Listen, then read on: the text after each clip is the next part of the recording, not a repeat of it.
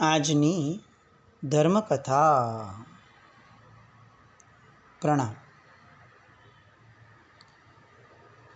કનકરથ રાજકુમાર રથમર્દન નગરમાં જવાની વાત અને મહારાજા સુરસુંદર દ્વારા કમને પણ એનો થયેલો સ્વીકાર. પછી તો વાત પ્રસરતા વારસી લાગે. આખા નગરમાં વાત પ્રસરી કે આપણા જમાઈ અને ઋષિદત્તાજી આપણી રાજકન્યા રૂકમિણીને લઈ અને આવતીકાલે સવારે જ પોતાના નગરે પાછા જવાના છે. એક પછી એક લોકોનું સતત ટોળું આ ત્રણેયને મળવા માટે આવતું રહ્યું. આર્ય સંસ્કૃતિની એક આગવી પરંપરા છે. દરેક વ્યક્તિને એને ઉચિત એવી સંવેદના એને આપવી. આપણે ત્યાં આવી પરંપરા સામાન્યપણે પણ છે. કોઈ મોટી યાત્રાએ જતું હોય કે થોડા દિવસો માટે બહારગામ જતું હોય તો એને મળવા જવું. અલબત્ત એ વાત અલગ છે કે હવે આ વ્યવહારમાં ખપી ગયું છે, એટલે આપણને લાગણી હોય કે ન હોય, સંવેદના હોય કે ન હોય, પણ જવું જોઈએ. આ જવું જોઈએવાળા શબ્દના કારણે આખો ને આખો જે માર્ગ હતો સંવેદનાનો, એ ફક્ત ને ફક્ત એક શુષ્ક વ્યવહાર બનીને અટકી ગયો. પણ મૂળ માર્ગ, મૂળ સંસ્કૃતિ આપણી એ ન હતી. સંસ્કૃતિ એ હતી કે આપણી સંવેદના વ્યક્ત કરવા આવીએ. એમના વિશેની આપણી જે પણ વિચારધારા છે એ એમને જણાવીએ. એમની સાથેનો આનંદ અને એમના ગયા પછીનો વિયોગ એ બંનેની અભિવ્યક્તિ કરીએ. અને આવું કુમાર સાથે, મહાસતીજી, ઋષિદત્તા સાથે બધા હારે થવા લાગ્યો. કેટલાક લોકો રૂકમિણીને બહુ બળભાગી ગણવા લાગ્યા કે તું હવે તારા સાસરે જઈશ, એ પણ એવા વ્યક્તિને પરણીને જઈશ કે જે વ્યક્તિની ઉદારતા સાંભળતા પણ આપણું હૃદય છક થઈ જાય છે કે આવી ભૂલ કરવા છતાંય તને હવે કેવી સાચવી લીધી છે એને. સાથે તારી નાની બહેન જેવી આ ઋષિદત્તા, એના તો શું વખાણ થાય. બધા જ એક પછી એક રૂકમિણીને આ વધામણા આપતા ગયા. સમય વીતતો ગયો. બપોર થઈ, બપોરનું ભોજન થયું, લોકોનો અવરોજવરો ચાલુ જ રહ્યો. સાંજ પડી અને હવે શયનકક્ષ તરફ કનકરથ ઓરડામાં જાય છે. આ બાજુ થોડા સમય માટે રૂકમિણી પાસે હજી કોઈક બેઠું છે અને ઋષિદત્તાજી એ જુએ છે કે કનકરથ એકલા જઈ રહ્યા છે, એટલે તરત જ એ પોતે બધા કાર્યોથી નિવૃત્ત થઈ અને કનકરથની સાથે બેસા છે. રૂકમિણી છે નહીં ઓરડામાં. અને હવે ઋષિદત્તાજી ફરીથી પોતાને ઇતિહાસે મહાસતીજી કેમ કીધા છે એ વાતને સાબિતી જાણે આપતા હોય એવી રીતે પોતાનો ગુણ પ્રકાશે છે. આપણને ખરેખર એવું લાગે કે આ પાત્રના કેટલા ઉદાહરણો લેવા. એટલે એને અત્યાર સુધી જેટલા પણ આપણે એમના ગુણો સાંભળ્યા, એ બધા ગુણો સાંભળતા સાંભળતા એવું લાગ્યું કે કોઈ એક માણસ આવું કઈ રીતે હોઈ શકે. અને હજી એ જ ધારામાં એ પોતાના ગુણ વિકાસમાં ક્યાંય અટકતા નથી. કનકરથને એકલા બેસેલા જોયા, હજી રૂકમિણી આવી નથી, એટલે સાહજિક રીતે ઔચિત્યપૂર્વકની કેટલીક વાતો કરી અને તરત જ ઋષિદત્તાજી કહે છે કે મારે આપને એક ગંભીર વાત કરવી છે. બોલો. અને એ કનકરથને કહે છે કે નાથ, અત્યાર સુધી તો બધું સરસ, સાજું સરવું સરસ જઈ રહ્યું છે, પણ મને એક ચિંતા છે કે આપણે નગરે જશું, મને નિર્દોષ સાબિત કરવાની વાત આવશે. હવે એ વાતને સિદ્ધ કરવા જવામાં સૌથી મોટું ભયસ્થાન એ છે કે રૂકમિણી એ દોષિત સાબિત થઈ જશે. અને આ વાત કોઈ કેમે કરીને મારા મનને ઉચાટમાં રાખે છે, એ મને શાંત રહેવા નથી દેતી. આજ બપોર પછીથી જ્યારથી આ વાત મારા મનમાં ઉદ્ભવી છે, ત્યારથી બધાની વચ્ચે હોવા છતાં મારું મન સતત આ વિચારમાં હતું કે આને કેમેય કરીને ટાળવું જોઈશે. કનકરથ આશ્ચર્યમાં છે. કેટલી સારાઈ, કેટલી સારપ હજી આમનામાં બાકી છે એ વિચારે છે. આ કેવી દીર્ઘ વિચારણાઓ છે. અહીંયા બધું થઈ ગયું, સચવાઈ ગયું.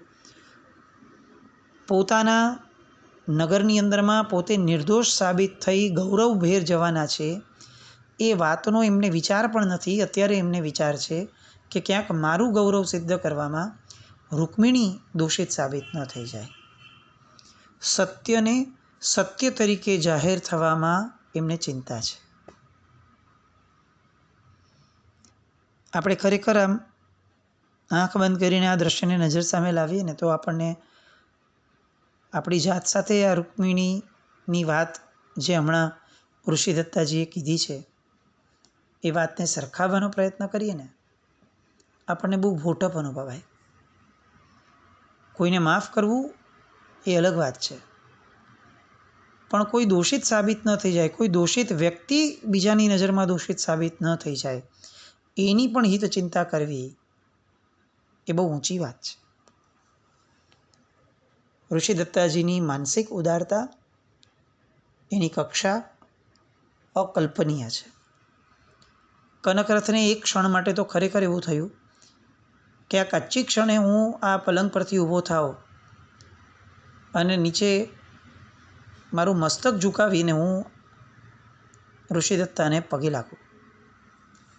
જે વાતની પોતે કલ્પના પણ નથી કરી, વિચારણામાં પણ નથી આવ્યું, એ વાત ન રૂકમિણીને કોઈ ચિંતા છે, ન મને હજી સુધી કાંઈ વિચારણા છે. અને ઋષિદત્તાજી જુઓ કે જે પોતે નિર્દોષ છે, નિર્દોષ સાબિત થવાના છે, અને એની નિર્દોષતાના આનંદ કરતાં, મારી નિર્દોષતા સાબિત કરતાં કોકની પ્રસન્નતા નંદવાય એ મને ન પાલવે. આ કયું ધર્મીપણું ઋષિદત્તાજી લઈને બેઠા હતા. કનકરથ કહે છે કે તારી વાત તદ્દન યથાર્થ છે. આ વાત તો મને વિચારમાં પણ ન આવી, પણ હવે બહુ વિચારણીય પ્રશ્ન છે. આપણે કેવી રીતે વાત કરશું? તો કારણ કે તને જોશે એટલે તરત જ તમારી માટેની બધી વાતો પૂછશે જ, અને માતા પિતા છે, આપણે કઈ રીતે વાતો છુપાવી શકાય? આવો તો વિચાર પણ આપણને ન આવે. તો કરશું શું? અને ઋષિદત્તાજી એક નિર્દોષ વ્યક્તિત્વ પણ સમય આવીએ કેટલું ચતુર થઈ શકે છે એનો દાખલો સાબિત કરે છે. આપણને એમ લાગે કે આ 22 વર્ષની છોકરી આ કેટલા ગુણોનો પટારો લઈને બેઠી છે, એક પછી એક કેટલા ગુણો કાઢે છે. એ કહે છે કે નાથ, મને એક વિચાર આવે છે કે જ્યારે મને આ બધા જોશે ત્યારે તરત જ બધા આશ્ચર્યમાં ગરકાવ તો થઈ જ જશે. એટલે પૂછશે એટલે આ બધી વાતો મારે કરવી પડશે ઋષિકુમાર વગેરેની. એટલે તરત જ એમનો પ્રશ્ન મનમાં આવશે કે આ વાતો તને કરી કોણે? કનકરથને આ બધી વાતો કોણે કરી?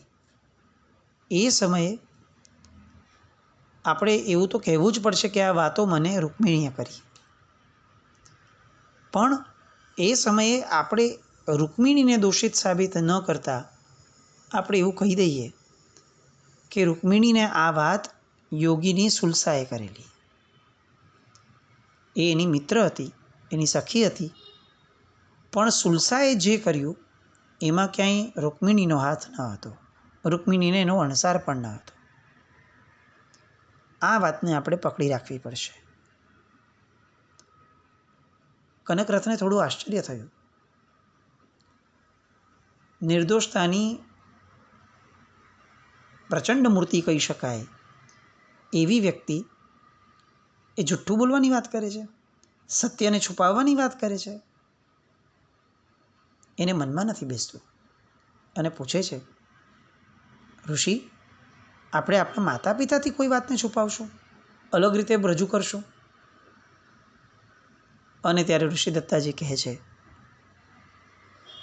કે વાત સત્ય અને અસત્ય એ કોણ નક્કી કરશે?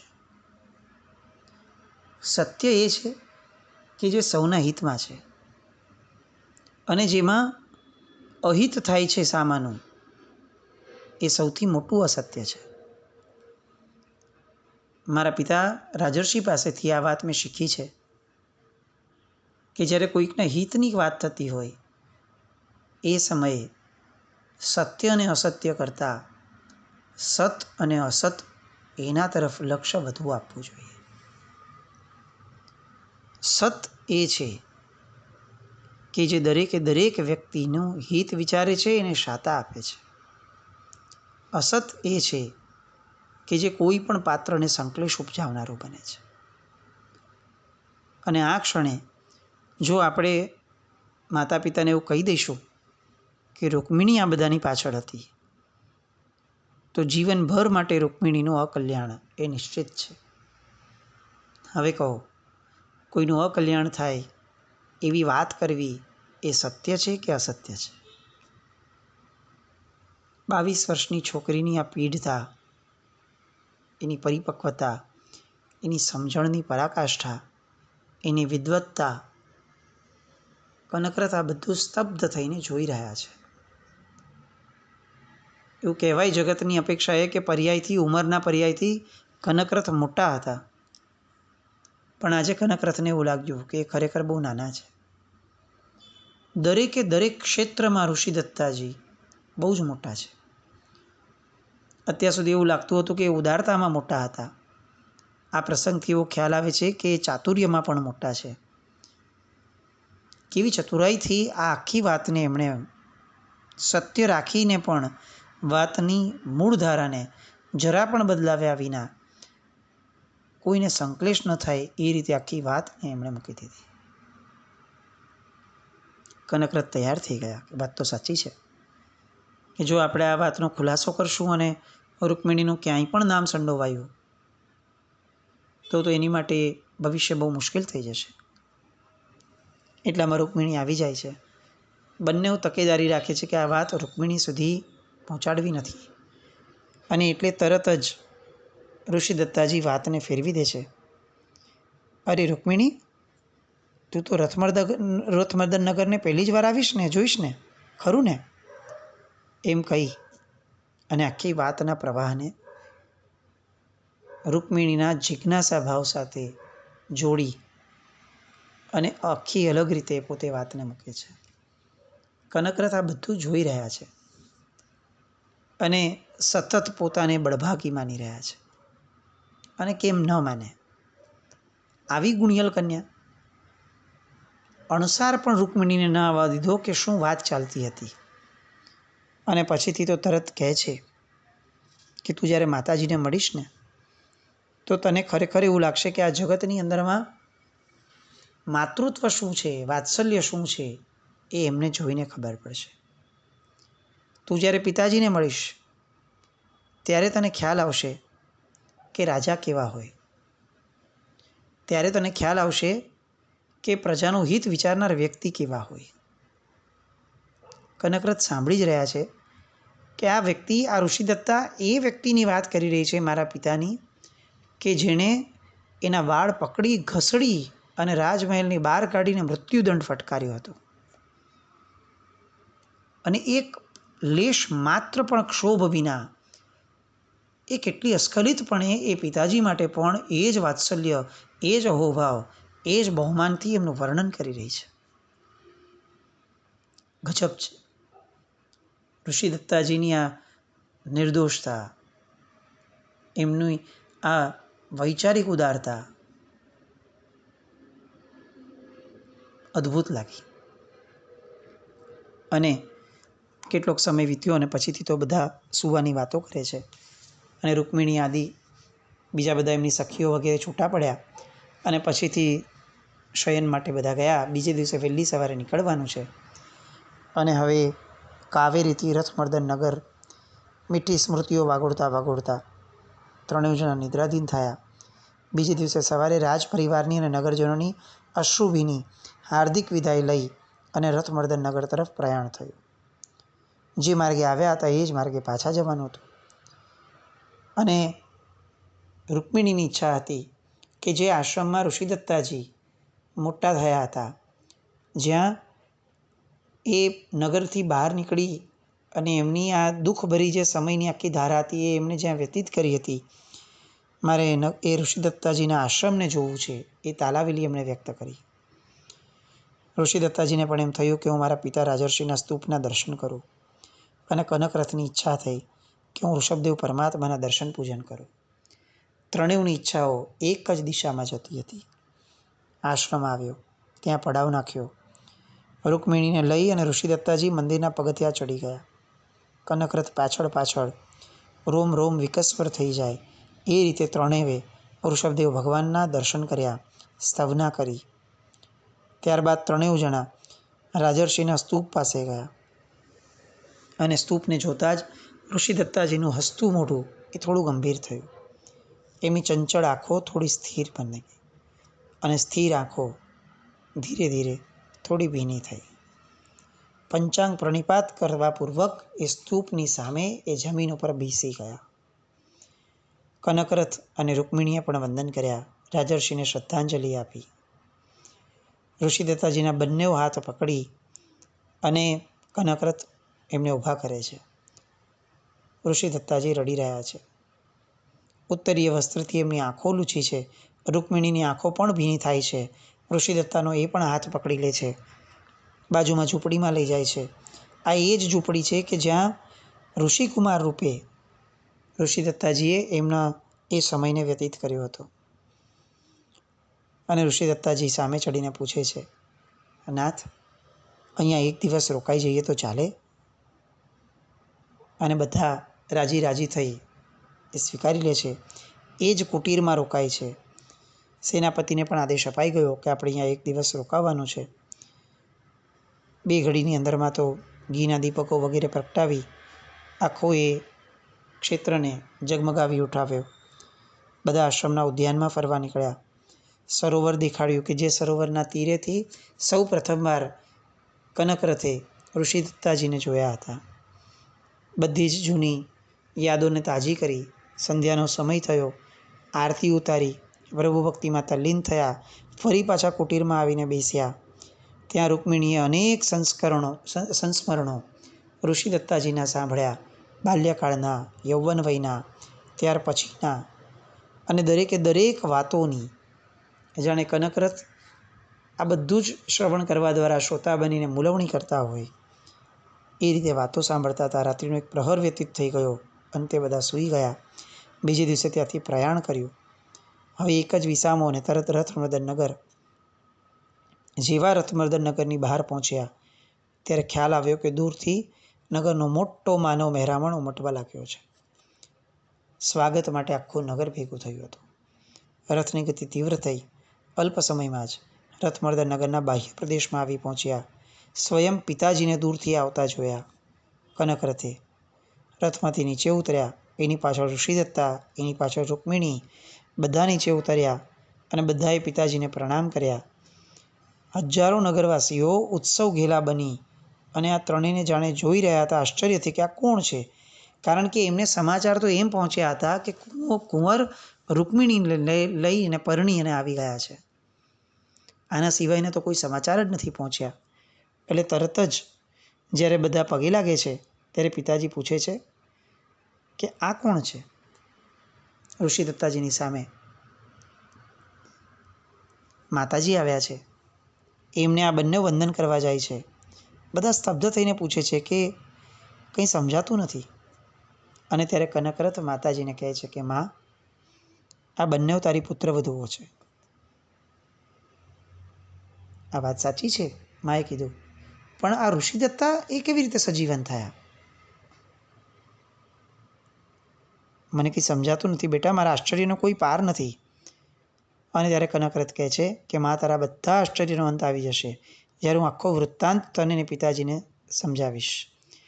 તરત જ વૃત્તાંતને સાંભળવાની અધીરાઈમાં સીધા રાજમહેલ તરફ જાય છે. ખંડની અંદરમાં બધા બેસે છે. કનકરથ પિતાજીને પ્રણામ કરે છે. ઋષિદત્તાજી અને રૂકમિણી પણ બંને પ્રણામ કરે છે.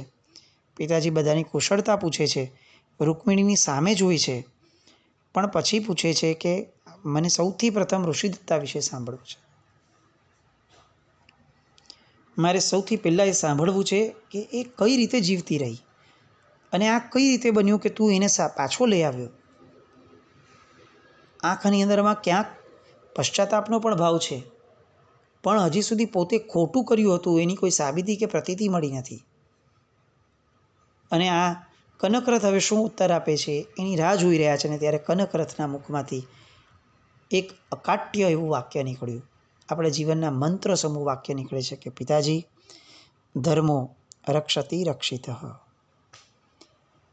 જે મનુષ્ય પોતાના હૃદયમાં ધર્મની રક્ષા કરે છે, ધર્મ એની રક્ષા કરે છે. બસ આ એક વાક્યના આધારે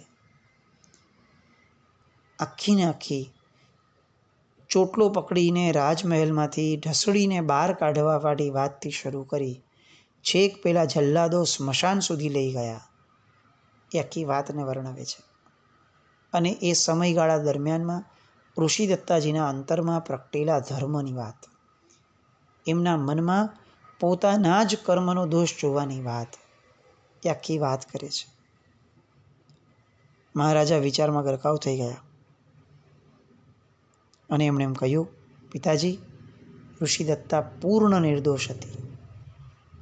એના ઉપર કોણે આરોપ મૂક્યો, કઈ રીતે એને સંડોવવાનો આખો પ્રયત્ન થયો, એ બધી વાત ભોજન આદિથી પરવારીને શાંતિથી કરશું. પણ એટલું ચોક્કસ છે પિતાજી કે ઋષિદત્તાજીને, મારી ધર્મપત્નીને, એણે ન આચરેલા ગુનાની સજા મળી હતી. અને હવે આ મહારાજા આ આખી કથની સાંભળવા માટે તો ઉત્સુક થાય છે, પણ એ પહેલાં એક નિર્દોષ વ્યક્તિને પોતે આટલી ભયંકર સજા કરી હતી અને પેલા જલ્લાદોના હાથમાં સોંપી દીધી હતી, એ વાતના પશ્ચાતાપમાં ગરકાવ થઈ જાય છે. બંને આ વાતને કઈ રીતે હવે પ્રતિભાવ આપે છે. અને વિશેષ કરીને મહારાજા એ પોતાની ભૂલને કઈ રીતે સ્વીકારે છે, અને સ્વીકારે છે કે નહીં, સ્વીકારે છે તો હવે કેવો પશ્ચાતાપ કરે છે, પશ્ચાતાપમાં શું નક્કી કરે છે. આ બધી વાત માટે આવતીકાલે ફરીથી મળીએ. જીનાજ્ઞા વિરુદ્ધ કંઈ પણ બોલાય તો મિચ્છામિ દુક્કડમ. જૈનમ જયતિ શાસન.